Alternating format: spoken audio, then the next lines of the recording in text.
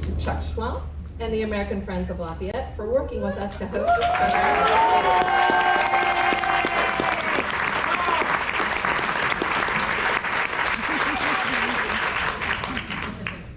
I am Heather Johnson. I'm the interim executive director here at Woodlawn and Portrayed House. I've been here for quite a while, about 8 years. And I do have to say, as Elizabeth and I were saying earlier, it really warms my heart to see so many people here, many people that are new coming and experiencing what we have to offer on our 126 acres here. So thank you so much from the bottom of my heart for fulfilling a lot of what my dreams are for this site and that we hope to continue to have happen here. All right, so at this point I'd like to welcome Chuck to the stage, and he's going to inform you about some exciting news and some new steps in this journey.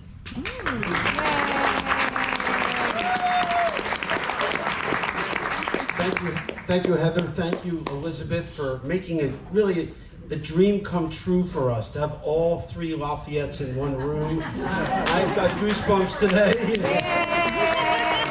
very exciting. So, but today is the last day of the bicentennial.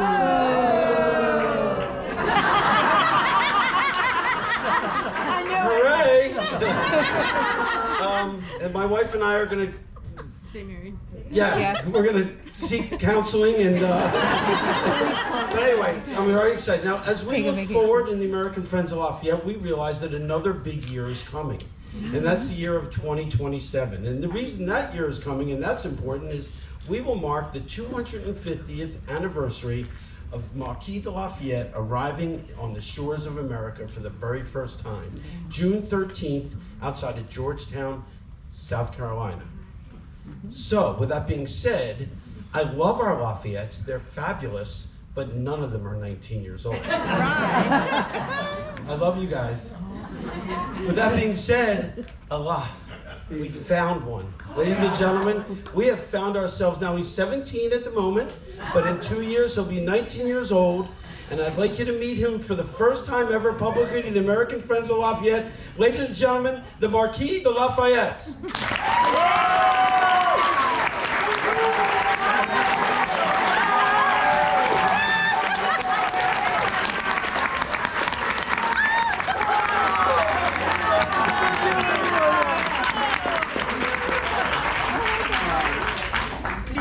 Allow me an introduction. I am Marie-Joseph Polivoque Gilbert de Motier, le Marquis de Lafayette.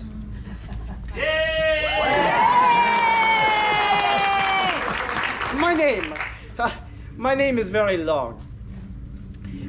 If I may explain, my father, he was a soldier before me, as were many of my ancestors, going hundreds of years before. And so, as I was to enter in the army, I think my parents, they baptized me with the name of every conceivable saint who might offer me more protection in battle. Ha! But, my dear friends, there may be some among you who are asking yourself, who is this French aristocrat? Does he come here just to make a name for himself? Just to cover himself in the glory? Let me assure you, my dear friends, of my pure devotion to your cause.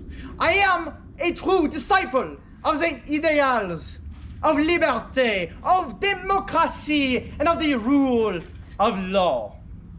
However, as I tell Silas Dean, your representative American in France, that as a man of but 19 years, I come with more zeal than experience. I risk everything to come here. I must disobey an order from my king. And in my haste, and because I must leave in secret, I neglect to tell my dear beautiful wife, Adrienne, that I am leaving France. Elle n'était pas trop content avec cela. She was not so happy with that. But she is a very understanding woman, and for that I love her very much. I purchase a sheep. I call her La Victoire, the victory, because I know that we shall have victory in this great war of independence. And I begin to sail across the ocean. But, my dear friends, I must avow, Lafayette, he is a soldier. He fights on the land. He is not a sailor. I have terrible sea illness. I do not understand those who say they like the sea. I am so ill and it is so sad. But after a fortnight, I am not so ill and I learn English because I wish to understand you. You are the people of liberté. I write in a letter to Adrienne, le bonheur de l'Amérique est intimement lié au bonheur de toute l'humanité. It is to say, the happiness of America is intimately tied to the happiness of all humanity.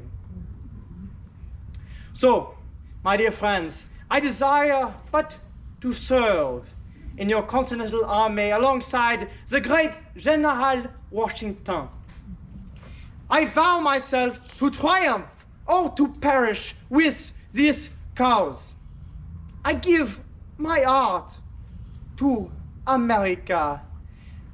I think of nothing else but of raising my banner and adding my colors to yours. The moment I heard of America, I loved her.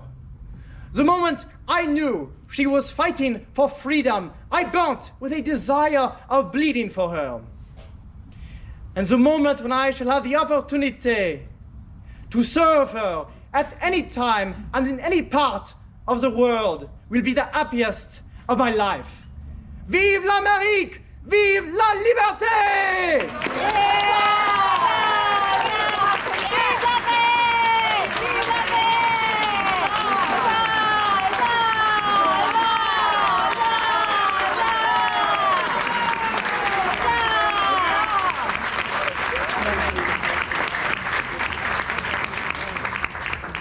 His real name is Roy Wolf. That is with a U, W-U-L-F. His parents were tremendous. He's an award-winning student.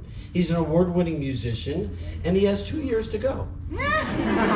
So we're working him through it, and I'm just really excited to welcome Roy to the group, and thank you very much. A wonderful performance, Roy.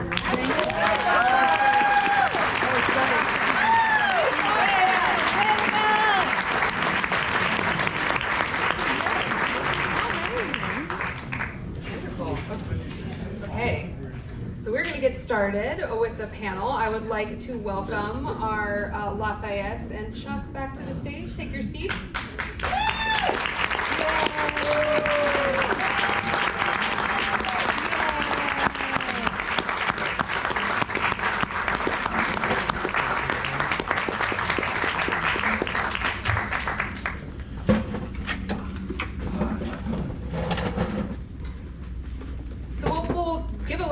A show of how this is going to go. We're going to ask, I have some questions that we're going to ask. It'll be presented in a panel format, and then not only what we're doing in person, but what we're doing on social media. Because this tour blew up our social media thanks to Cat Smith.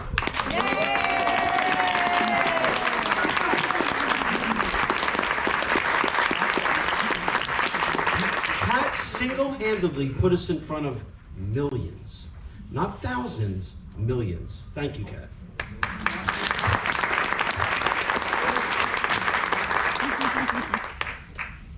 What was the most unexpectedly memorable event that happened during the tour? Oh boy. Pick one. I probably, and there was 12 people at this event, maybe 15. Probably got the most joy out of the shipwreck. And that's my committee chair right there. To stand up and take a bow.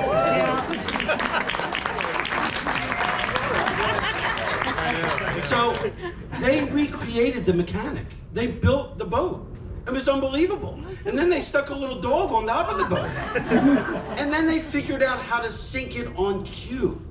It was an amazing event that was happening to just a few people got together and wanted to do this. So I didn't think it was going to happen.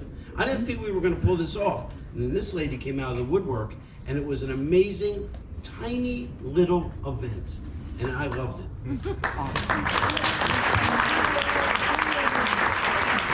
It was a good event. It's a little muddy, but a good event nonetheless. Excellent event. I was going to say something like, well, I liked interacting with the crowd and the questions and the rest of it, but no, I'm going to tell you what was most memorable for me was the night that I had to break into my room. We were in Marietta, Ohio, in a bed and breakfast. And the first night, it's a big house. It's a big house that had been turned into a restaurant on multiple occasions. In fact, you go on the patio, and there's like 16 tables out there, so it's like table for one, kind of thing. And in the house, there were several bedrooms, and among which was the one in which the French Consul General from Chicago stayed, which had been the bar, so I can only leave you to imagine what the decor of this room looked like. Anyway, we were there. Chuck was there, his son was there, the con Jim was there, I was there the first night, and then they left. And so I realized when I got up and they were all gone how creepy the house really was when you're all alone in it. And so I get dressed, I go to the ball, I come back at 9:30, and I'm really tired. I'm leaving the next day. I have to drive 3 hours to get to the airport. And I come into the house with a problem. I'm standing there in 1824 equivalent of white tie. And I go upstairs and the door to the room is closed. And so I start to turn the knob and it doesn't turn. And so, long story short, I called the committee head, who quickly said, "Here's the name and number of the owner. Call them. I'm on my way." And so I called the owner, and because they don't live there was not a lot they could do about it. And because no one had been in the house for so long, and we were the first occupants as a new B&B. He said, "Well, look in the kitchen and get a butter knife." I said, "That only works in movies." And yet I said that holding a butter knife in my hand. Having tried to use it in the lock, it was of no use. Because it wasn't one of those nice Alice in Wonderland keyholes. It was a modern lock that required a key, which did not exist because the owner said, "We don't have a key to that door." So I looked at it. I looked at myself, I looked at the door, and he said, "Well, just do what you have to do to get in the room." And I'm thinking, okay, well, do I go get a fireman? Do I go get an axe? What do I do here? And I looked at it and I said, well, I've had 2 shoulder surgeries, so I'm not using that. So I was able to, He put his butt into it. I moved my ass and I got in my room.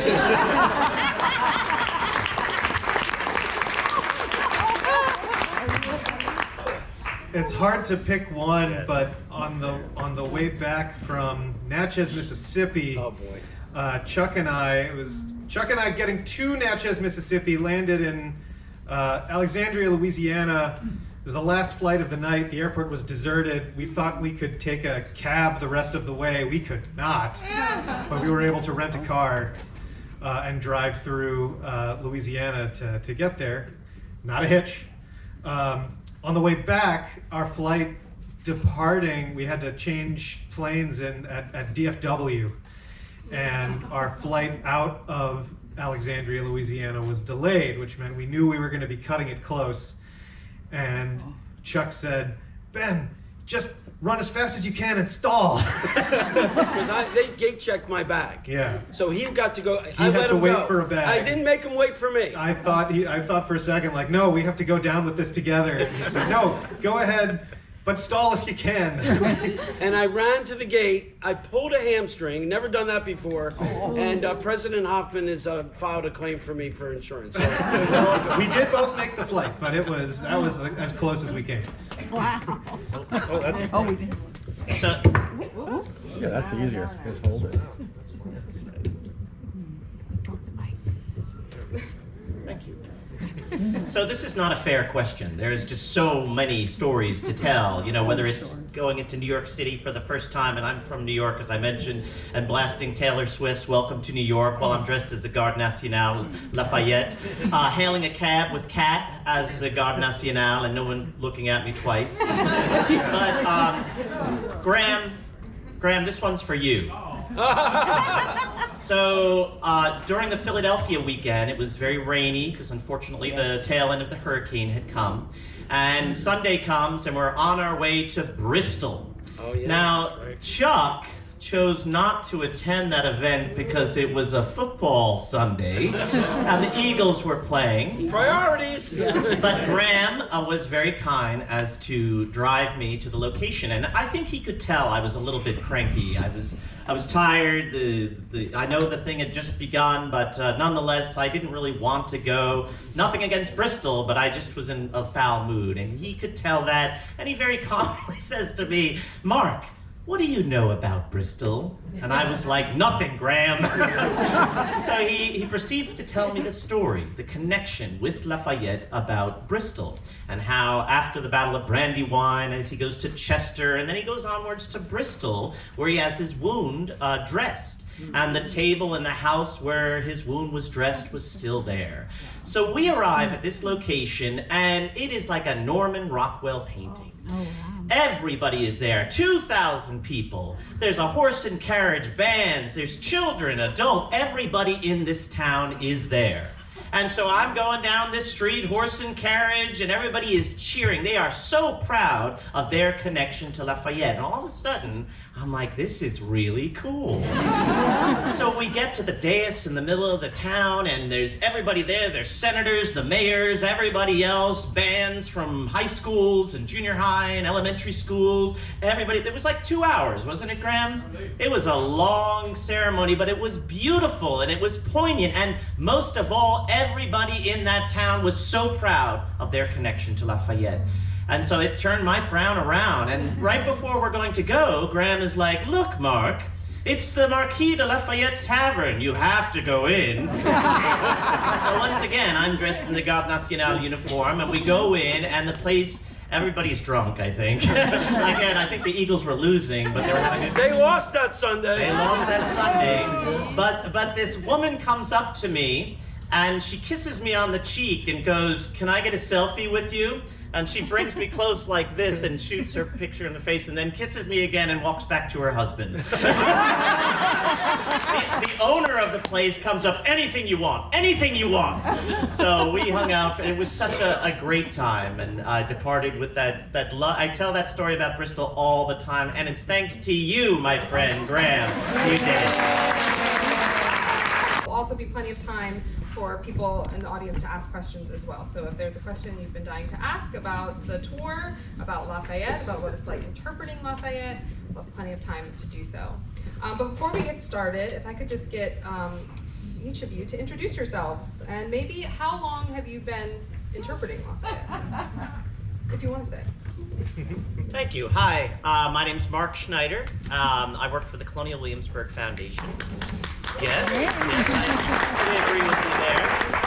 And I first started portraying the Marquis de Lafayette in 1999. So it has been a minute, and I did it with the great Bill Barker, who most of you know as Thomas Jefferson. He is my mentor, he's my idol, and he's the guy that really brought me on to this type of work. So I live in Williamsburg, Virginia.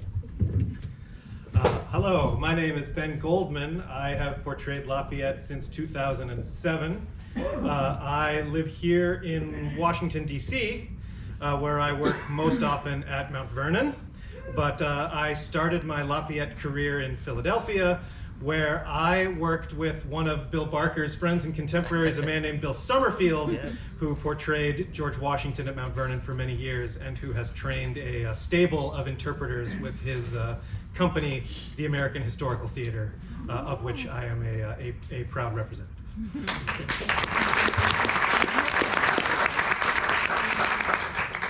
And I am Michael Halbert. I am probably the least experienced Lafayette interpreter at the table today, because Lafayette is not a character I normally have portrayed. I have portrayed Lafayette on a few occasions starting back in the early 2000s, but right now, after having retired 2.5 years ago, I am currently with Ben at Mount Vernon interpreting General Rochambeau, and more recently as General von Steuben at that location. Also, I have appeared as General Rochambeau for the American Revolution Museum in Yorktown on a few occasions since my retirement. But I've been thrilled to portray Lafayette at this stage of his life, at this stage of the Americans' realization of the contributions Lafayette made to our society, and in commemoration of this bicentennial of his visit in 1824 and 25. So it's been less experienced, but very intensive.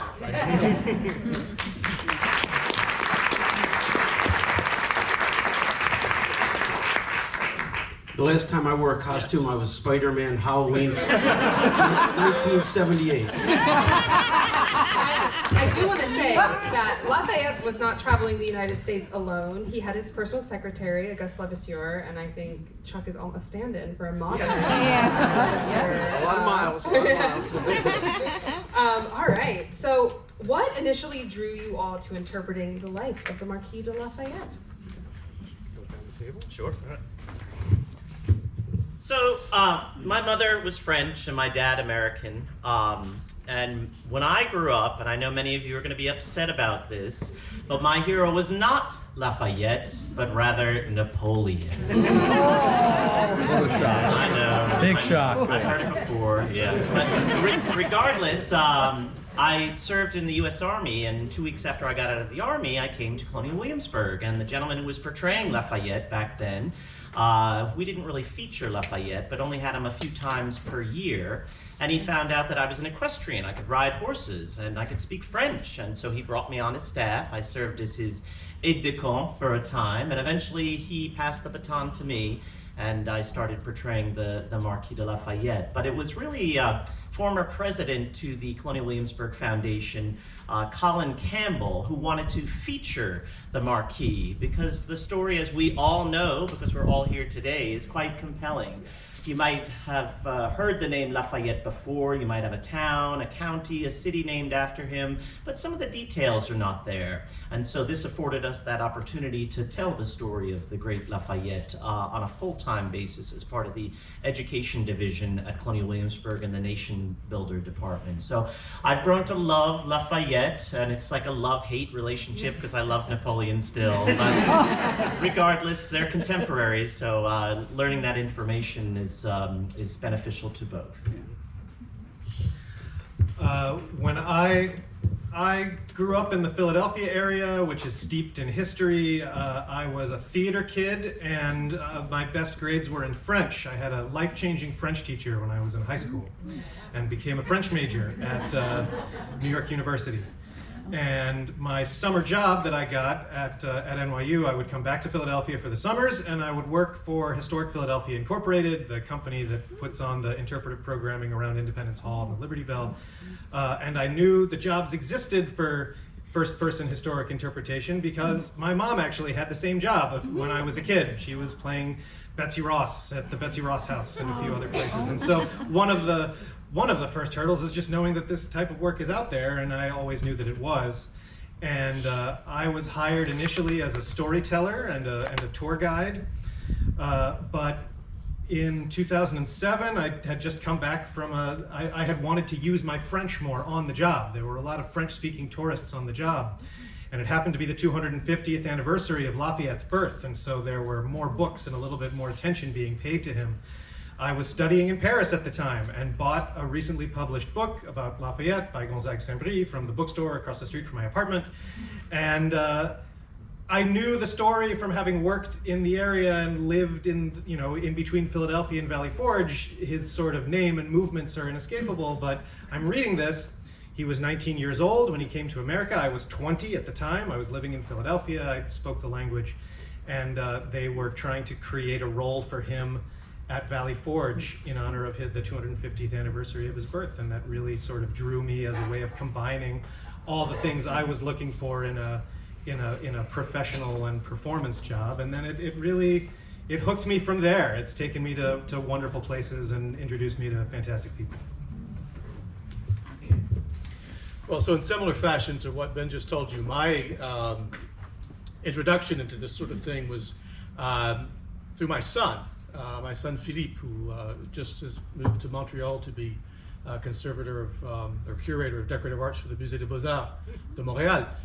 He just arrived there last week, and as a kid, though, he was obsessed with American history. He volunteered at the Claude Moore Colonial Farm. It's a site perhaps some of you know about that's outside of the district, next to the CIA. It's gone now, but it was there for many, many years. And his goal as a 10-year-old was that we would leave and move into the cabin for a weekend in July, so that he could grow tobacco and feed chickens and whatnot. And we would just be there.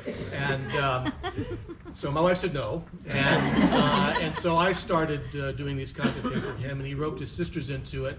And so my experience in reenacting was somewhat more of a supervisory role than an active role for a number of years. But my son was very engaged in this and got us some roles with PBS and got us some other intros into other things. And so I've been doing this for a number of years, other than when I was overseas. And it's when I got back and retired that I started pursuing these goals a little more assiduously and on a reimbursable basis, if you will.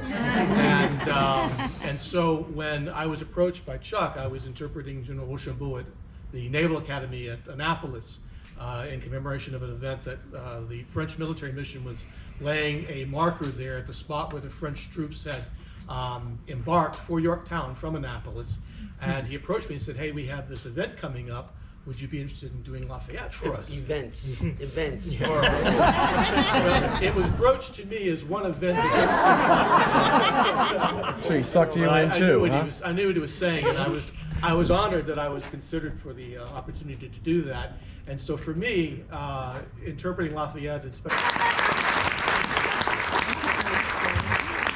So Chuck mentioned that today is the last day of Lafayette's tour, and so as we're looking forward to Lafayette's legacy and future commemorations, what do you hope that people take away from learning about Lafayette through this bicentennial?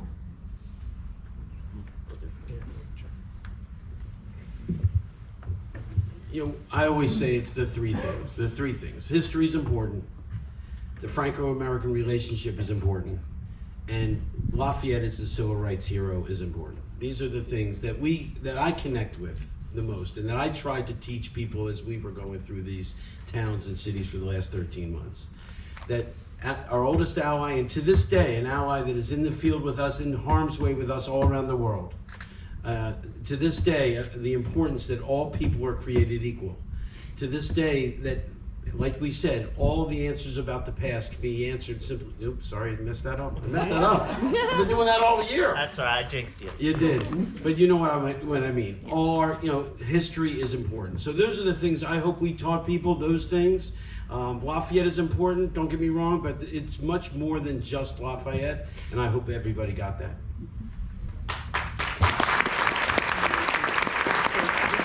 To kind of piggyback off of that a little bit, this is my mission, actually, as General Comte de Rochambeau, is to explain to people that, first of all, no, madame, I am not George Washington. I am French. Oh, you must be Lafayette. No, madame, I am not the Marquis de Lafayette. And so I have to explain this on multiple occasions. And so I think that's one of the really great takeaways I hope people are taking away from this particular commemorative series of events, is that Lafayette is one person, but the debt that this country owes to foreign assistance, and specifically to France at this time, is much more than Lafayette. Lafayette is obviously superlative, and his contributions are why we're here today. But there's really much more to it than that, and that's what I really hope people are looking at when they go home to look and see if I'm not lying to them. That there's a lot more out there that explains a lot, and that is really why we were so successful in gaining our independence the way that we did. So that's what I hope people are walking away from, is a better understanding of the real contribution of France, of Lafayette, and the French people in general to the American cause in 1777, all the way until 1780, when victory was eventually won. I hope that people come away, if they start to, peel back the layers of Lafayette's story, with a deeper appreciation of what having the courage of one's convictions looks like, and what sacrifice looks like when you have the courage of those convictions. I think that, this was a guy who had a lot and put it all on the line for what he believed in, and we need examples to look up to of people who are willing to do that. I think society today looks for its heroes. It looks for its sports stars. It looks for its favorite actors. It looks for Taylor Swift. It looks for whatever it might be. But looking to the past with someone like Lafayette, I think that can really affect the future with learning about where you're from, why your community is important and relevant, how you individually can make a difference by maybe following his example, but you can't follow his example if you don't know about him. So the Oneida called themselves the Oniataka, the people of the standing stone. And I love this. They say that, that the future might learn from the past. So when you think of a standing stone that's jutting out from a mountain or on a hill, wherever it might be, it's going to endure all tests of time. It's going to endure the heat, the cold, the rain, the wind, and time itself. And the time that passes by is going to leave its markings upon that stone. But those markings are its history. And learning about that history make them better citizens for the future. So I'm hopeful that with this tour, with the American Friends of Lafayette, with all historical organizations and committees who have participated in this particular 13-month odyssey, I hope we have planted that seed for generations like Roy, like Joanna, like countless other young people, middle-aged people, and old people who never knew the story about Lafayette. And that seed is going to grow. That is all we can hope to do, because history is so important. And this tour has been a wonderful opportunity to not only tell the history of the Marquis de Lafayette and the great contributions he's done, not only the great connection with France, our oldest ally. I think about when Macron gave his speech, he talked about Lafayette, he talks about Rochambeau, he talks about de Grasse. These are great leaders of the history that worked right alongside Americans. Let us hope that this history will continue to grow. And 20 years from now, we're going to see new Lafayettes. We're going to see new biographies like Mike Duncan's written about the Marquis de Lafayette or any of the subjects of the American Revolution. Or how about something as simple but relevant as the tiniest town that Lafayette visited and how it made an impact on that community for generations to come. That is my hope and wish of what this tour has been all about.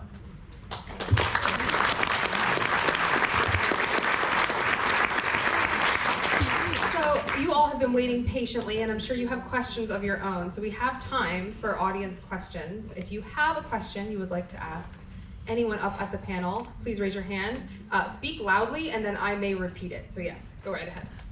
I just want to ask all three also, you've studied this man for years. Was there any character trait that you found distressing with him? That you didn't understand? You didn't find, or what does he mean by that? Was there anything about this man that Is there anything negative about Lafayette that you've come across? Let me start that off. Yes, absolutely. He didn't like Napoleon.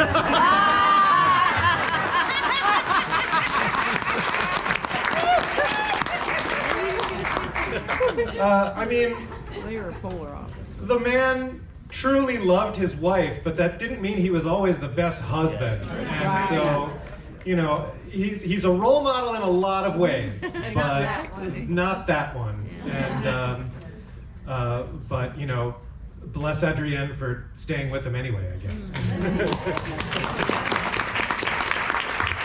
That was actually the answer that I had to one of the questions that was going to be asked that we received, and did he have any flaws? And that was my response that I wrote to myself is, yeah, I learned he did have flaws, and I think it's important to look at historical figures as people. And another answer I sort of muddled in my head to answer to one of the questions was, when you prepare to do a role like this, yes, you study the history. You have to know the history to be credible in talking about it. But you also have to try to learn as much about the personality of the individual involved to be credible in presenting that information in that role. And so Lafayette was a man. And Lafayette was a man of his time. He was also a man of his social class.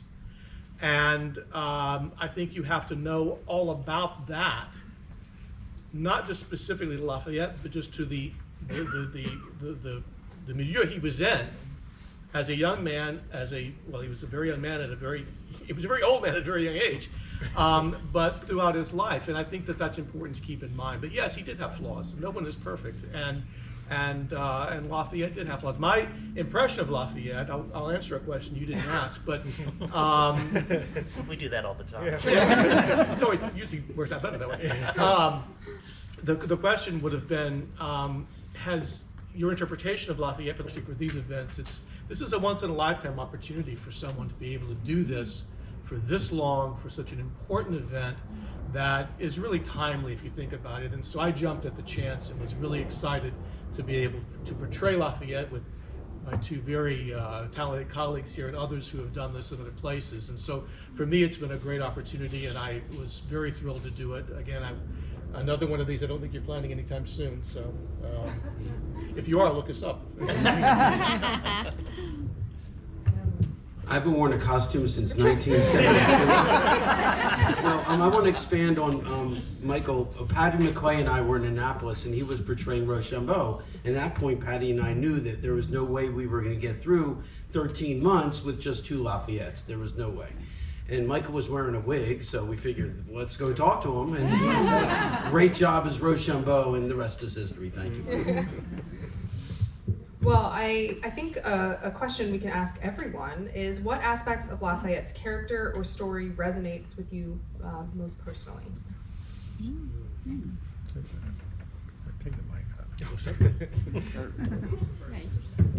For me, Lafayette as the abolitionist, as the friend of the Native American, as the friend of America, the soldier that he is what really draws me to him. You know, you think, especially in this day and age, where many people look at the past as the people who had enslaved people who fought against the Native Americans, whatever it might be. You have this guy, this young man, this 19-year-old that comes to the shores of America, and he is so forward-thinking. He is a 21st century man in an 18th century world, that he is willing to lend his voice, his name, his right arm, his pen, and his purse to fight against the injustices in the world. And that's what really draws me to Lafayette. He is such an impressive human being, and he really existed. He didn't have to be fabricated. You know, he loved the Oneida, the Oniataka, just like he loved his own brothers and sisters here in America. And to me, that is so impressive. It's like no other person in history that I have read about, and that really draws me to Lafayette. In addition to all of the things that Mark just said, what really resonates with me with Lafayette is how often and how successfully he placed himself as a bridge or connector between two what may have been opposing camps, sometimes less successfully than others, but he believed in the power of the grand symbolic gesture, and he wanted to use that to bring people closer together. And I like the knowledge that two people with a rivalry as fierce as Thomas Jefferson and Alexander Hamilton could both count Lafayette as a friend. I think that speaks a lot to who he was as a person and how he connected with other people. You know, his trying to connect the people to the king and his role as commandant of the Garde Nationale. It was an untenable position, but he was really just trying to do the same thing. He's trying to be a bridge between two different groups, and then when he comes here, he's the bridge between the past and the future, between Washington and his legacy. And that has resonated with me a lot since the beginning of my research into Lafayette's life. For me, I think what's been most significant in doing this role, and again, building off of what was just said, the examples of the causes and the things for which he was willing to lay down his life and his fortune. To me, it is incomprehensible that someone could be such an optimist his entire life. It is impossible well, it's not impossible because it happened, but it is so impressive that this young man of 19, already so convinced of the principles for which he stood his entire life, never wavered from those principles once learned. And it's not like he didn't come out of Chavagnac with all these ideas in his head. he gained these experiences, he formed these ideas, and he incorporated these principles within himself, and he stood by them. And it was easier to do. It wasn't easy to do, but it was easier to do when he was 19, and he had a vast fortune at his disposal. When he's 67 years old, when he comes here in 1824, he doesn't have that fortune anymore. He's been in prison, and not a minimum security prison. He's been in a very harsh place. He's lost his spouse due to that experience even. And he has his daughters, he has his son, he has some success, but he's gone through a lot, and yet he never wavered from his devotion and his support and his adherence to the principles for these issues that Mark has outlined here. And there are many others as well. I think that's what's so truly impressive about it, and what's meant the most to me is to learn about how he remained so faithful to his principles throughout his entire life.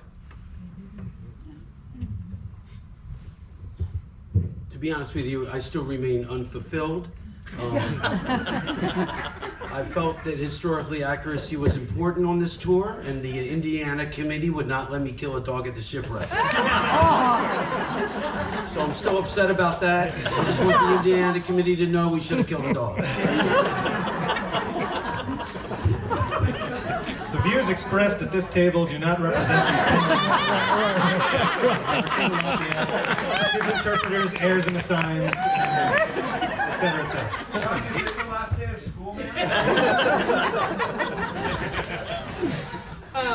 Michael, you mentioned Lafayette's optimism. I completely agree with you on that. I think some people in this room, people at this table have heard me refer to Lafayette as America's golden retriever.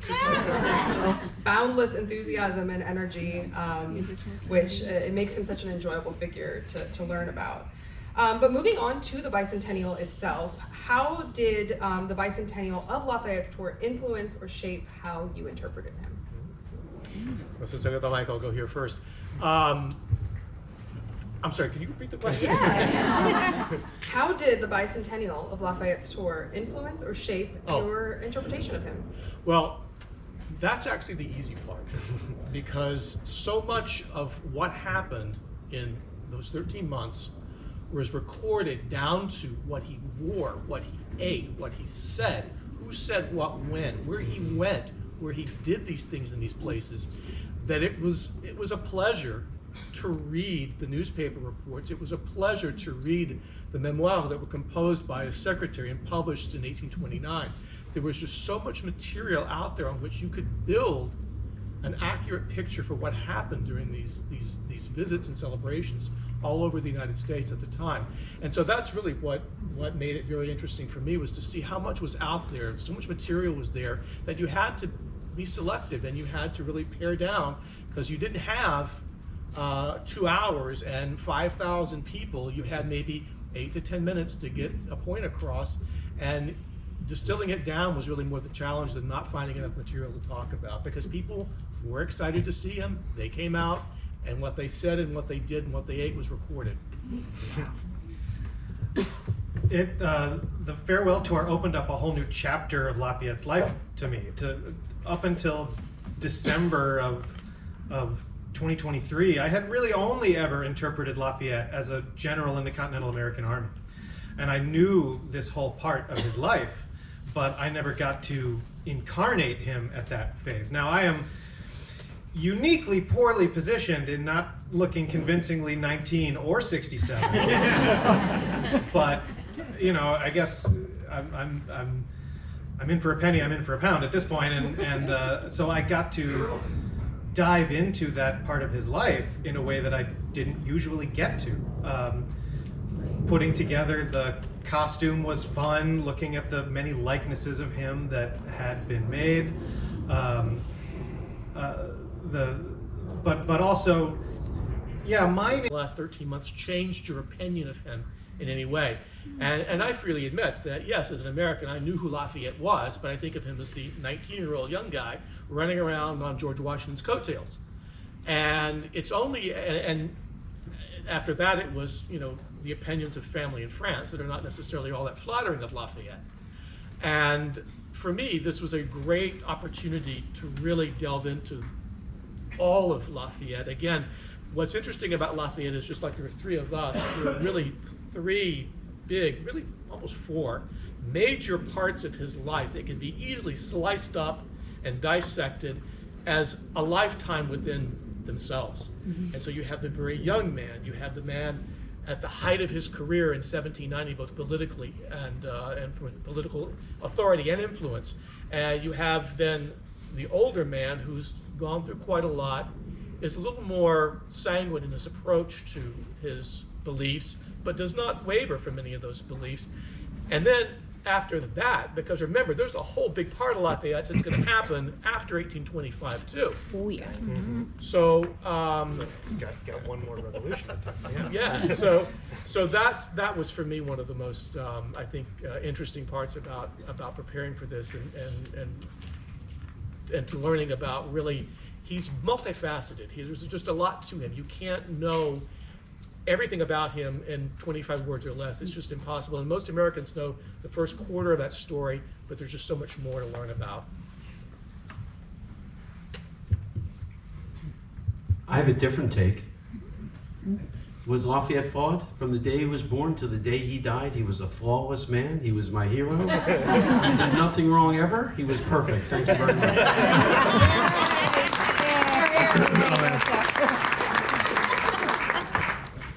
I have a fun question. Hopefully you'll think it's fun too, but was there ever a feeling of at least a little bit of competitiveness between the three of you?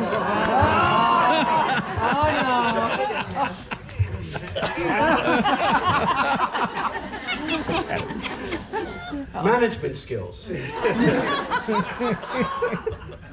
That was a lot. It was a lot because we had to interchange them, and they do have egos. They're actors. Of course they have egos. Of course they do. I mean, it's important, and I had to work them so hard, massage them, make sure I didn't hurt their feelings. Sometimes I had to maybe bend the truth a little bit. No, Ben didn't do well there at all. He sucked over in Philly. Horrible.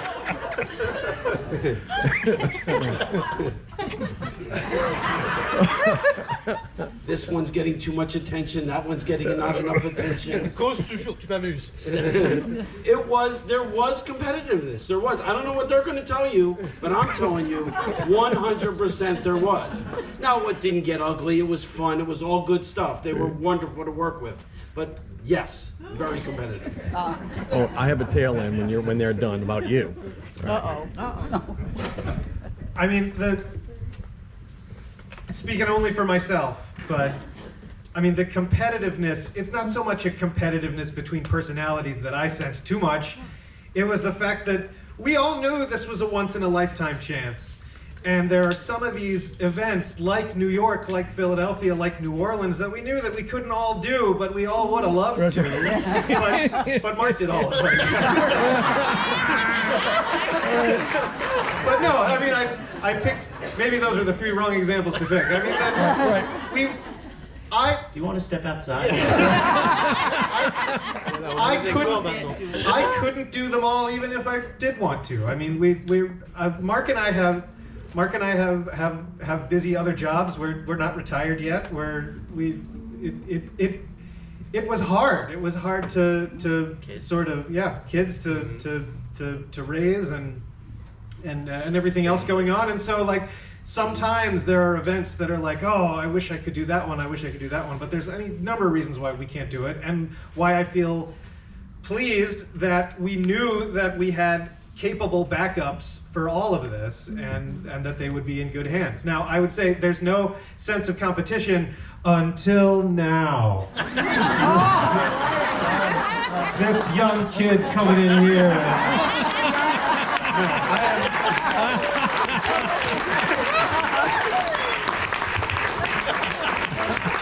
I was getting mileage off still being the youngest portrayed of Lafayette. No, but we are happy to welcome one more into our confraternity.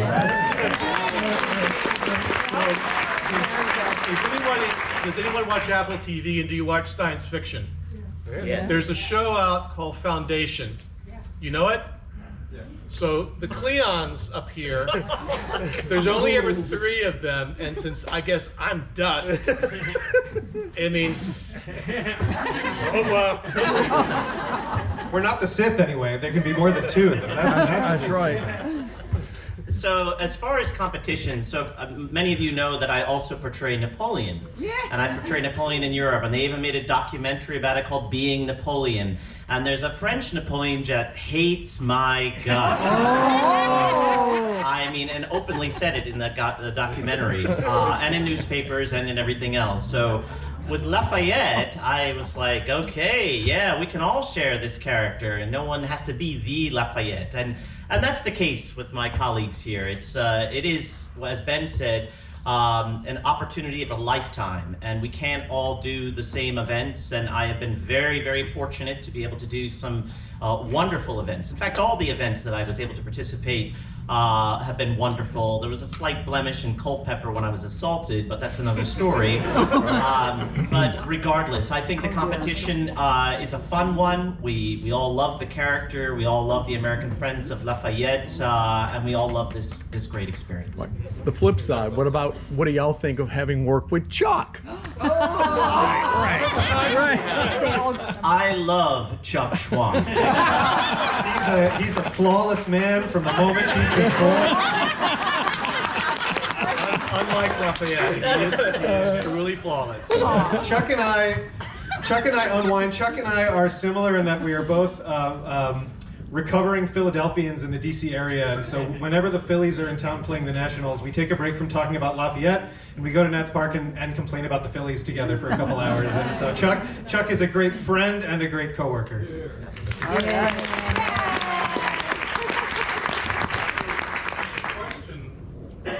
Well, first of all, I'd say that what you guys have done over the past 13 months in America, over hundreds of communities, is phenomenal. That you've kept this going for 13 months when the average American attention span is measured in days, hours, Seconds, yeah. The question is, what one particular thing in your experience has resonated the most that may be given? As we start looking forward to 250 next year, there must be some experiences that you would pass on to say, what is it you would do to really connect with today's American 2025?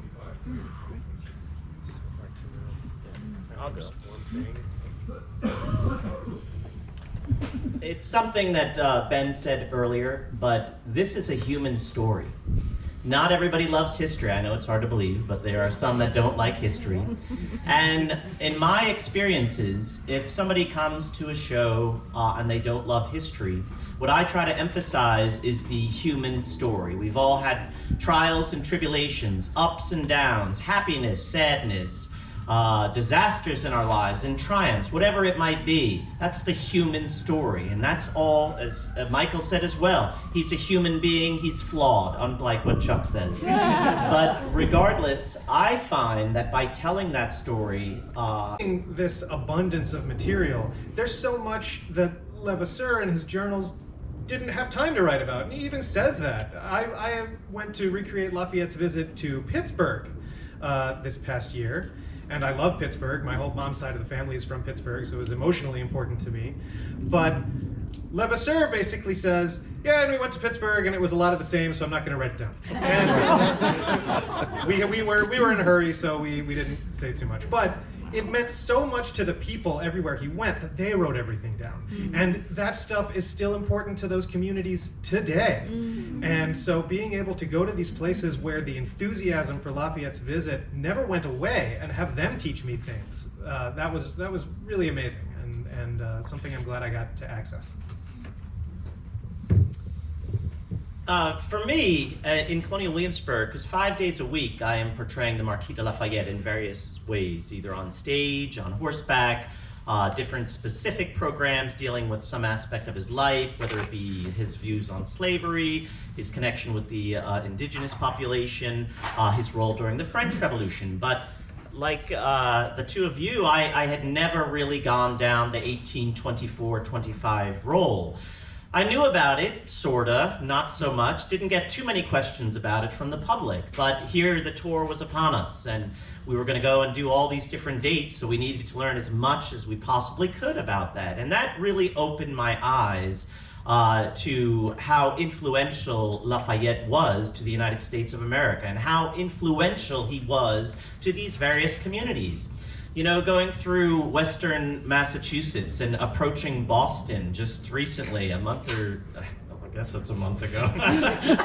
And just these little towns that are embracing their connection with Lafayette. And you know, it might be 50 people, it might be 20 people, but they are so proud of the fact that Lafayette was there. And that really opened my eyes to this experience. I also had a different challenge, and Michael and I were talking briefly about it earlier, is that if you put Lafayette in a top hat and tails, and I'm wearing it because I'm really short, are they like, is that Johnny Walker Black? I had a young kid in New York City say, is that Willy Wonka? Oh no!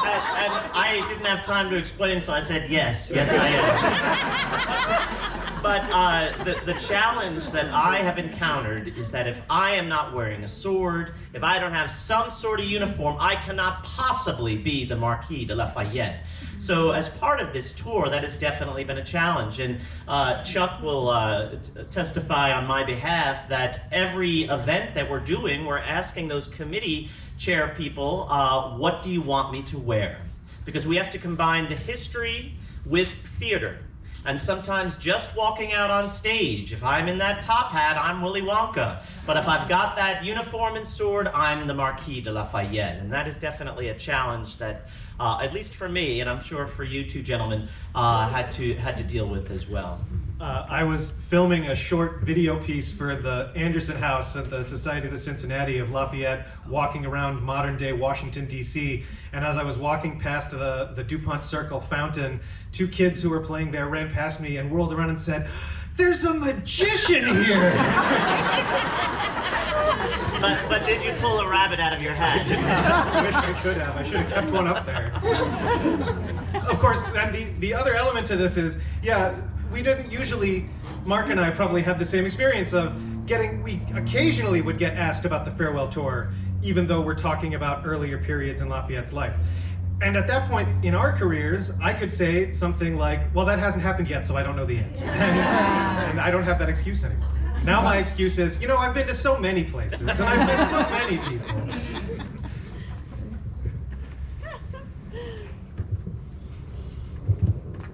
I have a slightly different perspective. Let me start by saying this. So these three men did 13 months. Now we did have a couple of fill-ins in North Carolina and in Virginia, but most of the events were with these three men. Not one bad performance, not one hiccup, not one time were they late, not one time were they not in uniform. Now, don't get me wrong. They all have their quirks. A lot of pillow talk with Bonnie and I'm telling you what. But professionals through and through. It's unbelievable. And the committee chairs working with them were fantastic, except there are some committee chairs, and somewhere in this room, that feel that Michael and I should be sharing a hotel room. Including a hotel room that was just a queen bed in it. We had to inform them that we don't share hotel rooms. When you're 60-some years old, you make noises you each don't want to hear. So we were able to get separate rooms eventually. But other than that, it was... go for a bit. Yeah, it was. But be that as it may, it was... Literally, nobody missed a flight, nobody missed a train, nobody missed a thing. It was 13 months without a hitch.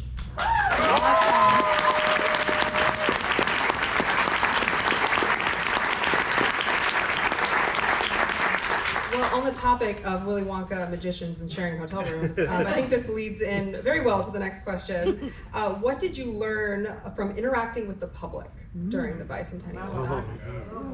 So, I'm going to speak first here this time. So everybody has their own idea what the facts are. These guys know the facts. And they have to deal with the fact that other people don't know the facts, but they damn think they do. And that's hard. They have to do it gracefully. They had to do it in a way that they didn't turn somebody off, turn somebody away. It was a teaching moment for us. And in most times, not always, Mark, right? That's right. In most times, we were able to take that teaching moment. But that was a challenge during the tour, that, you know, you have people that have either read something incorrectly or heard something incorrectly, and they come up to the stage and they start talking about what they heard, and we have to gently turn that around and make it a teaching moment. Yeah, I'll just briefly say that I think that what was really most interesting to me about dealing with the public on this, during these 13 months has been, while the crowds again are not what they were 200 years ago, people were still very excited about this. They were still very excited to participate, to lead, organize, and participate in these events in every town I went to. And the one thing I'll say is that oftentimes it's really in the smaller towns and cities where there were more people engaged and more people in attendance at these events than in the very largest cities in America that he visited 200 years ago. And so I think that's a great statement on the fact that there are still quite a number of people out there who are interested in history, who are interested in their history. And if we can help with that, I was very happy to have been able to do so. So that was a takeaway for me that I will cherish. A lot of people think Lafayette and Peter Charles L'Enfant are the same people. And in my day job, Secret Identity, I happen to have gone to city planning school.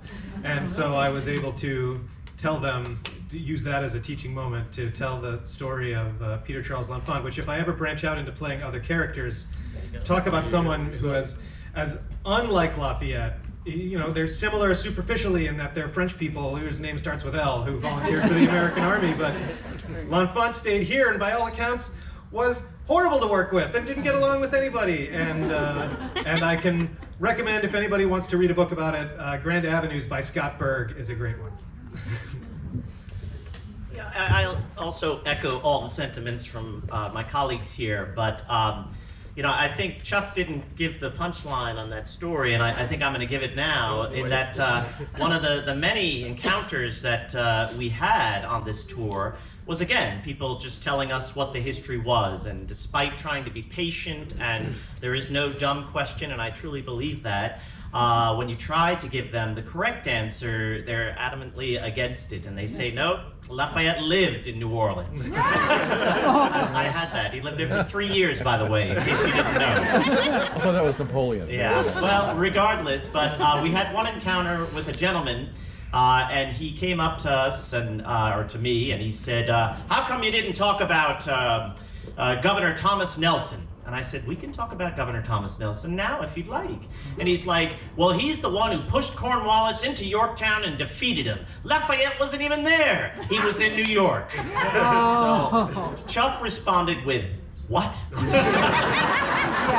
It was beautiful. And then when he tried to explain it, the gentleman just would not learn. And then the next question came to me was a woman who came up with me with her phone, and she shoved it in my face, and it was a picture of my colleague here, and she said, this is you, right? I said, no, I'm afraid it's not. Yes, it is. You guys look exactly alike. And I said, no, I'm afraid that's my colleague, Ben Goldman. And she goes, it is. I'm telling you, it is you. And then I said, I'm sorry, ma'am, it's not. And she goes, well, he had a better French accent than you. True story. True story. In Chelsea, Massachusetts, people came up to me and said, oh, don't you remember like everything we talked about yesterday when we were meeting in Boston, and they had met Mark and they were coming up to me. Right. So it happens. So when we are commemorating a historic event, when we're looking back to the past, obviously it brings up like relevance to where we are today. It causes us to look back and reflect. And how do you think that what do you think Lafayette's tour meant to Americans then, and what does it mean to us now? Well, I think we know that it meant quite a lot to the Americans 200 years ago because they came out in such large numbers, as I mentioned before. We've talked about also there was perhaps a political motivation on the part of former President Monroe at that time to invite Lafayette to come back to the United States in an attempt to try and reunify the country prior to a very divisive political campaign that was happening in 1824, and 2 years before the 50th anniversary of the founding of the country. Maybe that's true. I think that certainly that's a worthwhile endeavor to do. Lafayette seemed to be willing to do that if that was the case. And whether it was or wasn't, I think it was successful in the fact that it did that. Well, I can't say the same thing about the commemoration's effect on public policy or society today. I think it still shows that Lafayette can still bring people together. Lafayette can still carry that message. And if we reached only a few people in that regard during the last 13 months, I think it was well worth the effort. I think Lafayette's tour and the crowds that came out 200 years ago sort of made that it might not have been President Monroe's explicit intention to do this with the tour, but it sort of taught Americans how to commemorate their history in ways that they never had before.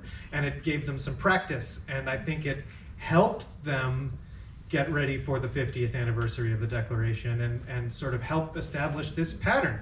And I think that is happening now. I think that the Lafayette 200 is playing a similar role for some people for preparations for America 250. And I really like that echo of this tour sort of exercising those muscles.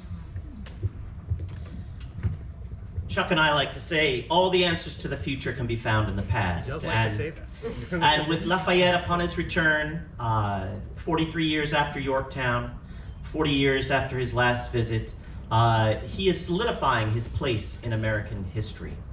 But he's not only solidifying his place in American history, he's reinforcing what he was fighting for, what all the Americans, well, not all, but many of the Americans were fighting for.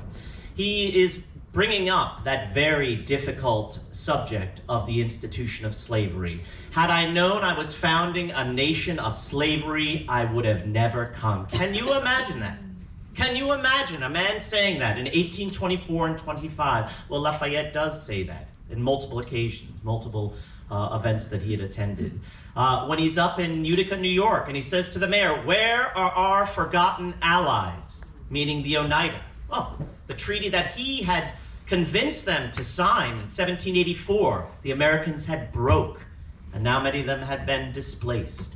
Here is a man who, believes action speaks louder than words. Now, for all of us at all of these events that we have done, we've had some great moments, some great teaching moments, learning moments, when you see somebody really get it or say, wow, I never knew that about Lafayette. That makes it worth it. That is the education that we need to educate this public, which is very ignorant of history, to move on to the future. So when Chuck and I and all of us say from the human perspective, it becomes much more digestible to a mixed audience. Because remember, you could have a veteran of World War II, you could have a soccer mom, you could have a dad that hates history, a little boy that loves playing with toy soldiers. How do you put that all together in one story? And I find that telling that human story works best with the public. And I'll give an example of that. And it's from the event that you and I were at together. Because we did an event to commemorate Lafayette's visit to the Washington Navy Yard. And Elizabeth was there for that as well. And we welcomed in a couple of classes of 3rd and 4th graders from Van Ness Elementary School in DC.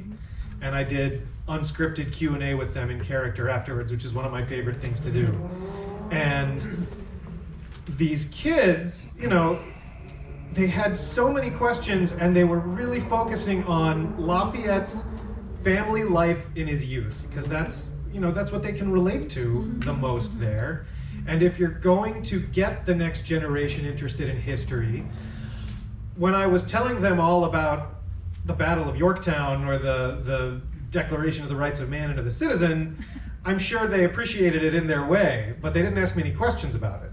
They asked me questions about growing up as an orphan and about being a father of young children that were far away from you, and that sort of, the very human details of Lafayette's life got them into the character and the period in a really eye-opening way. So I think that illustrates everything that Mark just said. So 2 quick responses I would give based on other questions that we had before. When I first started doing this more seriously after I retired, I contacted one of the former George Washingtons in Mount Vernon, since that's where I was going to be, Dean Melissa. And I only had a chance to work with him maybe a couple of times. What he told me was, he said, to be successful at doing this, you have to know the history. There's no question about that. You've got to know the facts. You've got to be able to talk about the facts. You need to look the part. And it doesn't mean you need to resemble the person physically necessarily, but that's why it was so important, as I said, to get to know the personality as best you can of this individual, so you can exude that personality even if you don't look like them at all. You can still be convincing in the role if you try to express yourself in a way that they would have, that we know about. And the last thing he said was, he said, and you have to be able to be entertaining when you do it. And because you have to hold their attention span. The other thing is that first person interpretation can be done in various ways. You have some people who are very strict and they will not break character, and they will talk about, you know, the silver flying bird or whatever when a plane goes by and these kinds of things. And it becomes totally silly after a while, and people glaze over and walk away. And so I think what you have to be capable of doing is, you know, bending character is not the same thing as breaking it. And I think you have to be able yourself process a question that's asked to you in a way that it probably would not have been done at the time that your character lived.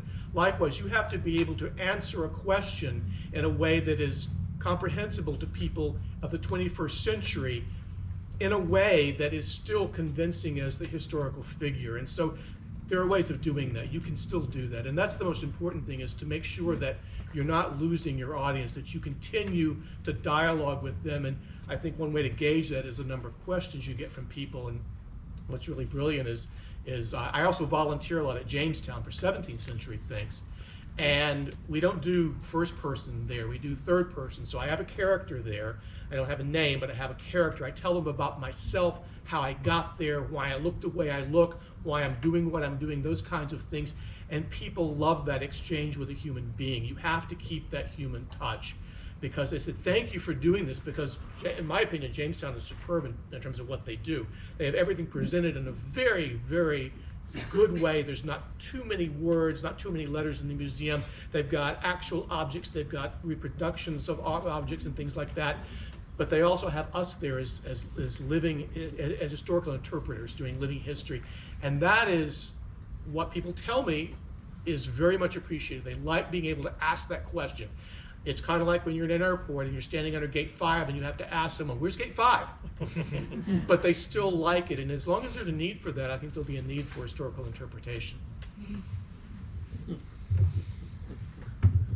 What these gentlemen have done, and what we'll continue to do with the American Friends of Lafayette, our president, Alan Hoffman, it means a lot to him and the officers of our organization, is to attract a younger audience. That's what we have to do. That keeps us going. That's going to sustain us. And to make sure we instill why history is important to the younger audience is in my most important goal. And we're succeeding in that. And I'm very proud of what the officers of our organization have done, making that a priority.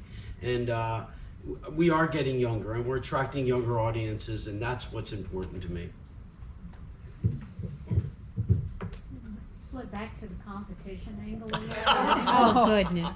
Who speaks the best French? Who speaks the best French? I think everyone speaks French very well. Okay. We're very lucky. All three of them are very good at French. Apparently Mark's accent isn't as good as Ben's, though. I don't know. I've heard that, but I don't know. I know that Ben and I have been asked, where do you come from in France? In fact, President Sarkozy of France once asked Ben at the White House, where in France did he grow up? Wow. And can I finish that story? No, you can't. Not all about you, Ben. And when I told him I was from Philadelphia, he smacked President George W. Bush on the back and said, "He is American!" I think we have time for like one more question. Yeah. Yeah. So the original visit was planned for just a few months and ended up going for 13 months. Can we get your perspective on what it took for planning, logistics, and communications to pull off a long Yes. expedition like this? I'm really the only one that can answer that, and about 30 other people in this room. But from 1824 perspective. Oh, really? what do you think Sorry. happened?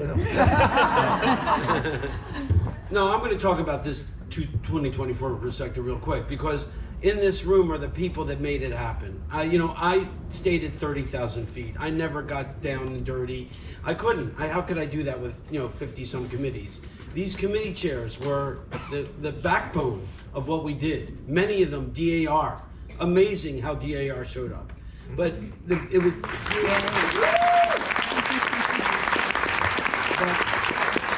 It's their work, their nitty gritty. They told me what to tell them. They told me how to handle them. They told me where to be.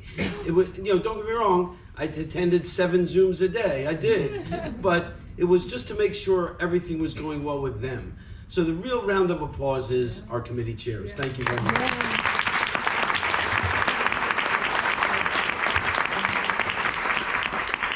It's hard to get a true picture of the logistics because Levasseur wasn't planning it either, and so he wasn't writing it down, but you get the sense that these invitations would be coming in constantly, and he wanted to say yes to as many of them as possible, but that the communities he was visiting were competing with each other as well. And there's the story that Alan Hoffman likes to tell of the state of New Hampshire sending a carriage to Boston to pick Lafayette up there, and Massachusetts saying, "No, we're not letting him go. We're taking him to the state line, and you can have him then." And so those transportation decisions sort of being worked out that way. And then the punchline to that story is this carriage from New Hampshire had to turn around and go back, and everyone knew that it was supposed to be carrying Lafayette, so that everyone came to the roadside to see it anyway, and the carriage driver had to get him to come out and say, "No, he's not in here, but I am giving someone else a ride who's also a Revolutionary War veteran, so you can, give him your applause in the meantime." But a lot of those arrangements were sort of made, I don't know, but based on how much ground they could cover in a given day. The pace was breakneck, and the roads were unforgiving, and sometimes the boat sank. So it was hard to. He basically slept when he could, Right. ate when he could. It wasn't like he had breakfast, lunch, and dinner. It wasn't like he only traveled during daylight hours. No. It was 24/7. He pulled his wig down over his eyes and slept in the carriage. So, how many people in total were in his entourage? There were 4, right? I mean, for the whole tour. It was himself, Auguste Levasseur, George Washington Lafayette, his son, and Bastien, his valet. And Bastien doesn't get written about a whole lot, but he was there the whole time. Yeah. There are a few others who travel with him for a lot of it. John Quincy Adams, as Secretary of State, travels with them for a good chunk of it, but not for the entire tour. Francis Wright travels with him, but not for the entire tour. Not officially. Not officially, right, exactly. There's also a young man that traveled with him in the South a good bit. I forget his name. A Frenchman he met, I think, perhaps in Charleston, and he went with him through a few states and then broke off again. So, but again, not for the whole tour. Well, I want to say thank you to all of our Lafayettes for participating in this panel.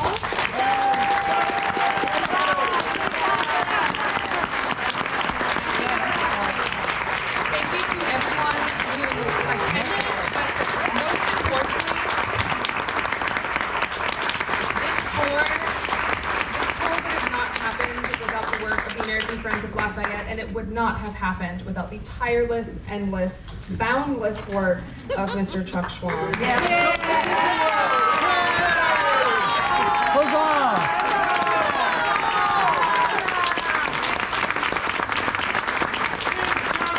you for giving up so much of your personal life to dedicate to this. You have made countless memorable moments for people across these 24 states that Lafayette visited, and I can say personally, it has been an honor knowing and working with you.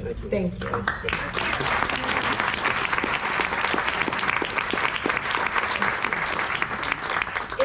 haven't gone inside of Woodlawn, Woodlawn is still open until 4 o'clock. There's still activities that you can take part in. If you haven't gotten anything to eat, the food truck's here until 4 as well. And if you have any questions, we're all still around. So thank you all again. Thank you, Elizabeth. Thank you very much. And if you haven't bought Elizabeth's book, buy it in the bookstore. That was fun. That was. I anticipated fun and it was. Yeah.